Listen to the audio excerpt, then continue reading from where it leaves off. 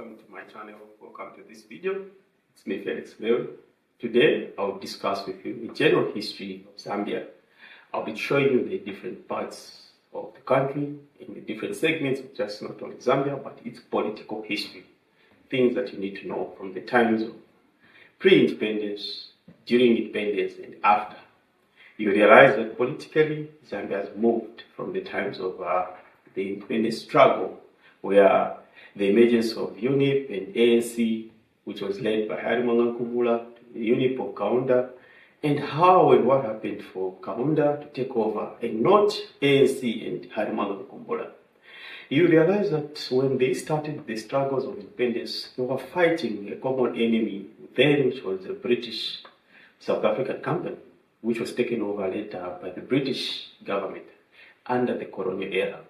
Now, what really happened was when the BSA handed over power to the British company, the whole Southern Africa, specifically I'll talk about Nyasaland, which is now Malawi, Northern Rhodesia, Zambia, and Southern Rhodesia, Zimbabwe.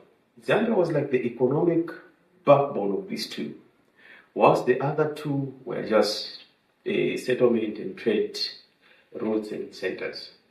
So, back to Zambia. You realize that during the struggles, there was a lot of exclusion. People started feeling marginalized and they wanted to be part of the chunk of Zambia's development. Mainly it was from the minerals, copper to be specific. The copper demand then was so high and it led to massive growth and development. Now, because the issue of nationalism, humanism, and the need for delinking or independence was so high, the need was so eminent, the Britons gave in 1964, the 24th of October, and Zambia became independent. And Kaunda became its leader. So you realize that with that came the responsibility of governance with a country that was very new in terms of experience, with a few educated Zambians at the moment. That led to Kaunda forming a government with a few people from the previous regime. You realize later on, there was now a kind of multiparty democracy. There was a lot of divisions.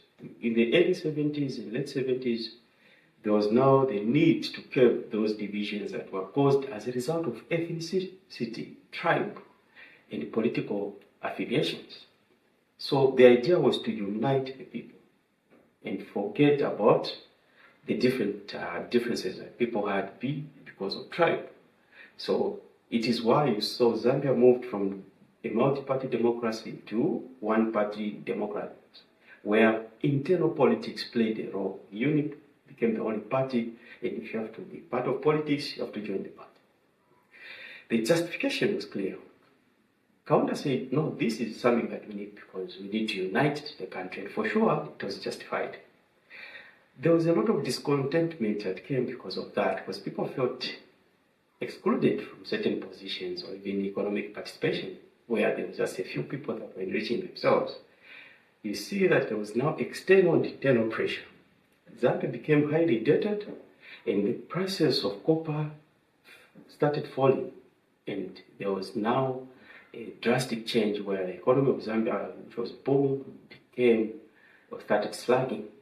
That caused a lot of riots, the food riots of the early 80s, and hence the reintroduction of multi-party politics, which led also the MMD, the Movement for Multi-Party Democracy, under Chiluba Frederick, taking over government in 1991.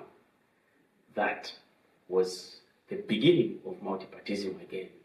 Kaunda gave or handed over power without any struggles, and Chiluba took over. We saw that the Chiluba-led government was also characterized with massive development, privatization, and the adjustment or the fall to the SAPs, the structural adjustment programs that were introduced by the IMF and the World Bank. That resulted in massive job losses for people in the mines as privatization was happening, and a lot of corruption allegations came due to that. And people felt discontented again in the year 2001. You see that in 2001, people said no, they want change again. And Juba was fighting for his third term to go against the constitution. There was that pressure from the student movement, social civil society organizations, and other players, stakeholders who said no to that. And eventually, Juba said he will not contest. And he handpicked Levy Patrick Mwanawasa, who came with the thought that he would support him, but he proved otherwise. Mwanawasa became a very ardent fighter of corruption. There was that huge fight against corruption, and he brought in massive planning, the national development plans, and a lot of structural changes under the new deal government. Unfortunately, Levy didn't survive for so long. He died, and he was later on succeeded by Lupia Boizani Banda, who didn't rule for so long as his strong opponent, Michael Chilofya Sata on the Patriotic Front, kept pressing and fighting him. And Sata's coming and the removal of the MFD came with massive infrastructure development, borrowing, and the reintroduction of the UNIP kind of style of the youth involvement in politics, of Kadarism and all.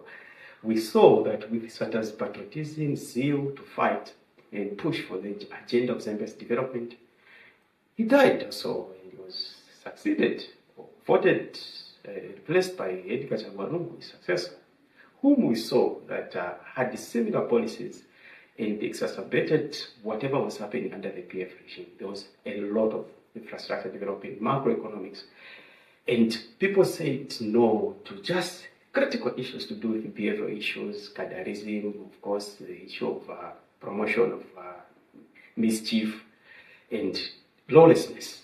That was a huge, huge impact, and people said enough of this, and it led to the vote of HH or Hakainde Hichilema in the year 2011.